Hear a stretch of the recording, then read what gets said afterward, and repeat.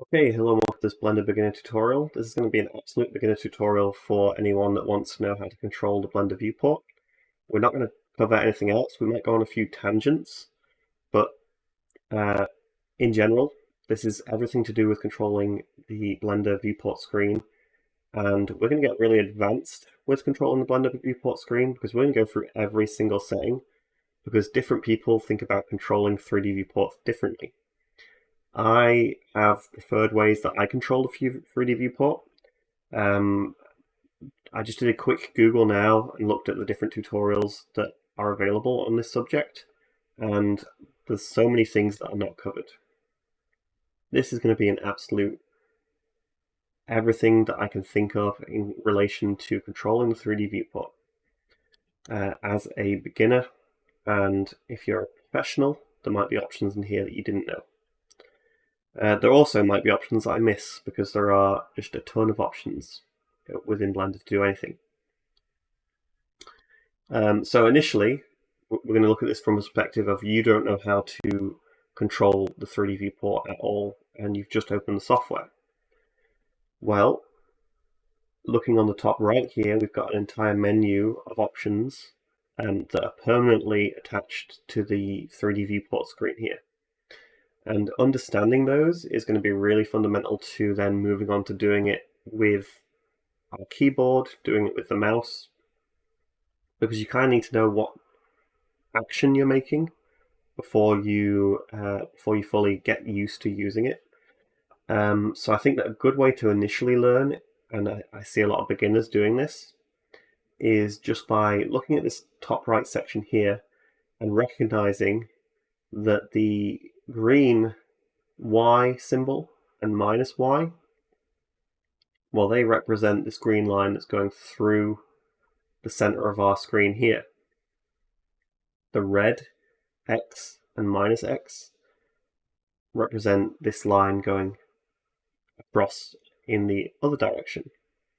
Together, they're building a plane which is flat, and then we've got the Z positive and the Z negative, which are going to represent our top and bottom.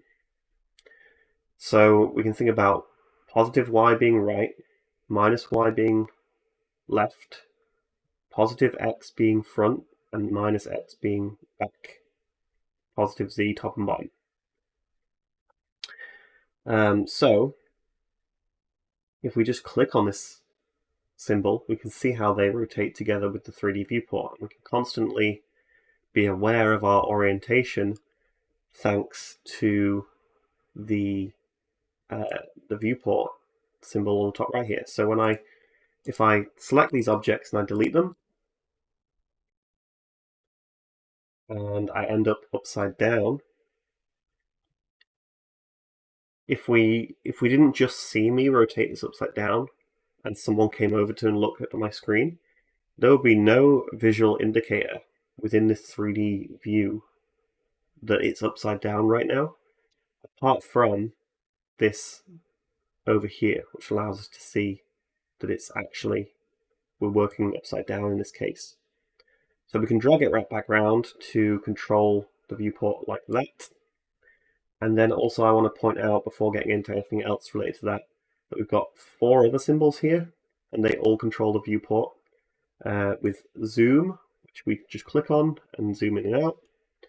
We've got this move motion like this, which is really going to mess us up because whereas before we were moving around what appeared to be the cube, well now, if I move it out of the way, we're not actually moving around the cube, and we're not moving around this 3D cursor over here. We're just moving around nothing.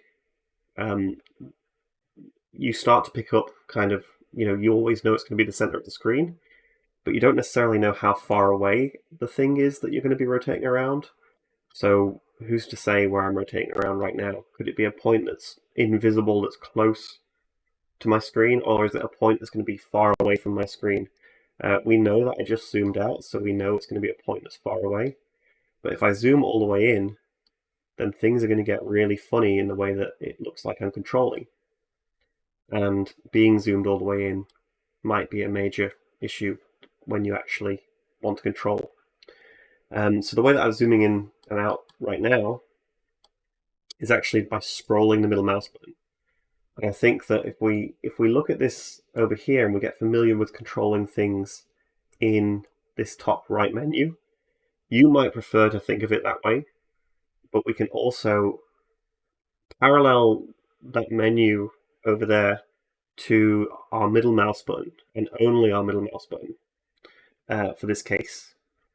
So what we're going to think about when we're using Blender is that the middle mouse button, clicking it in and scrolling it, is going to control those two actions.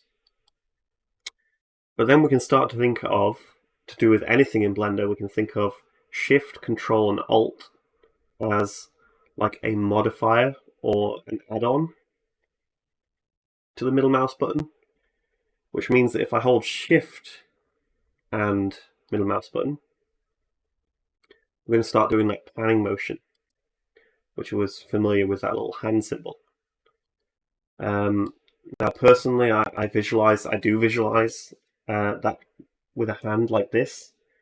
I also visualize just moving the middle mouse like this as dragging, like pulling the screen across, which is a good way to hopefully get more familiar with controlling the screen. I imagine it as pulling across, and you know, some people picture things inverted as well, but if I then use Control as a modifier rather than Shift, then I'm going to start zooming in and out in a more controlled way, whereas I use middle mouse button scroll wheel, it's going to be stepped, and that's not necessarily ideal. So it just feels a lot nicer to me to click the middle mouse button in, hold Control, and that's going to be that sort of modifier on top. The Alt is actually going to be one that we haven't covered yet, which is going to be snapping us into these different views. I'm going to click on this object here, and I'm going to use the Numberpad period just to get us back centered on this object, but I'm going to cover that again later, so we can ignore that for now, because it's easier to view this Alt modifier of my middle mouse button to see that I'm viewing the different axis, and I'm viewing it in what is called orthographic view, which brings us back to well, I mean, all the information that I'm talking about is up here on the top left, but it brings us back to this final symbol on here, as well as the camera one, but it brings us to this symbol here, which is going to be changing from perspective view to orthographic. So in orthographic view, there is no dimension to this at all. Think of it as just 2D. If I change it to perspective view, we're getting that 3D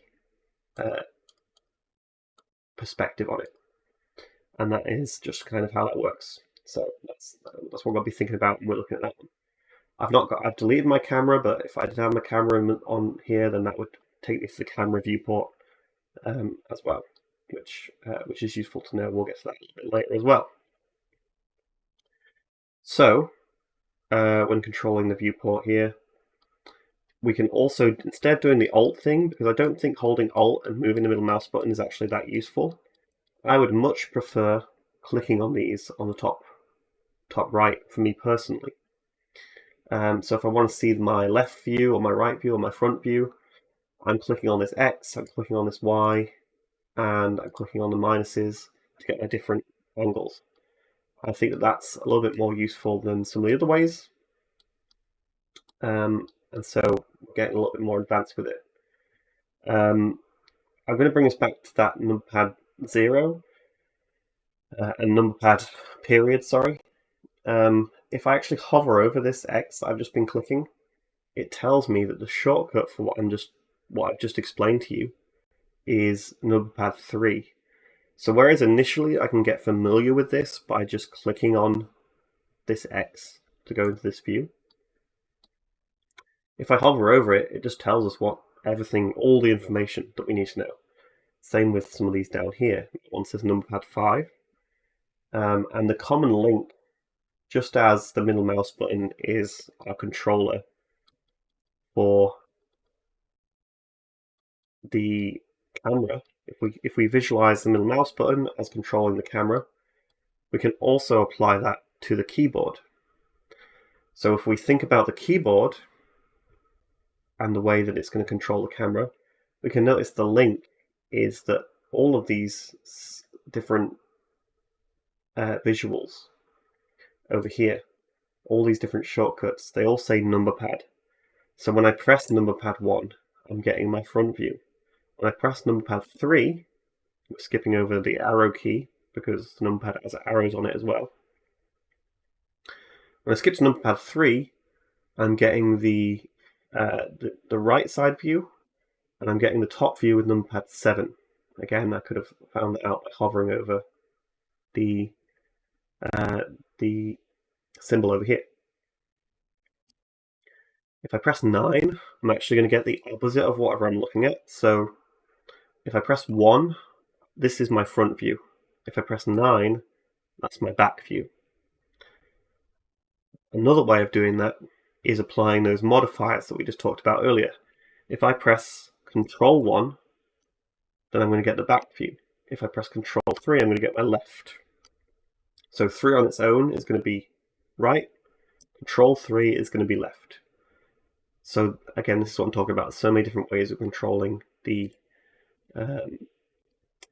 viewport. This is why it's a whole already 11-minute video. So when I now want to view my object in those ways, for me personally, rather than even clicking up here and moving my mouse over, it's so much quicker just to press the Numberpad buttons. So with that in mind, we can also look at all the other buttons on the Numberpad. And I'm going to add a camera back in real quick. Start pressing Shift A for that, but we're not covering that in this video. Let's go camera. I'm just going to move it over there. That's fine. If I then look at the rest of the buttons on my Numberpad, well, hovering over the camera button, it says Numberpad 0. So when I press 0 and I have a camera in my scene, I can press 0 to move in and out of that view. If I press the period key that we already looked at, that's going to center my camera back to whatever the selected object is. And that's going to be a really good way of reorientating myself in the scene, allowing me to zoom out to an appropriate distance and start moving around that object and inspecting it with the middle mouse button. If I look at all the other buttons on the Numberpad as we go through them, we've already covered 1, 3, and 7, and 9, all the corner ones. 5 in the middle is going to control our perspective and orthographic views.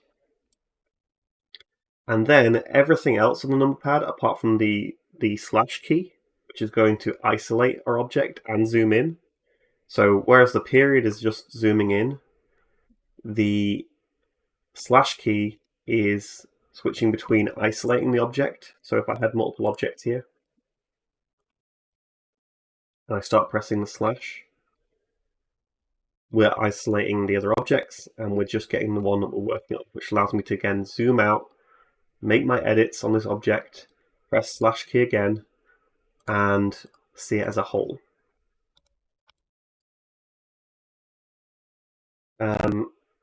If I use my plus and minus keys, they're also going to be a way of controlling the zoom, which I think is really cool. So again, that's the Numberpad plus and minus keys, not the other ones. And then if I use the arrow keys, we can physically think of them as arrow keys. And we can think of our viewport as kind of being controlled by them in that way. So when I move my arrow key to the right, I'm rotating the object in my 3D viewport in steps with the Numberpad 6, and left is Numberpad 4, because you can see on the Numberpad there's arrows, so up and down. And now anything in Blender, again, can have those modifiers applied. So if I press the 6 key, which was rotating me around the object to the right, and I start pressing it, well, now it's going to start rotating it in a different way. If I press the control key and I start using that 6 button, well, now I'm going to physically start moving around the object. Panning the camera, sorry, in the way that we were talking about. And then Alt in this case doesn't do anything. But yeah, so we've got all of our options.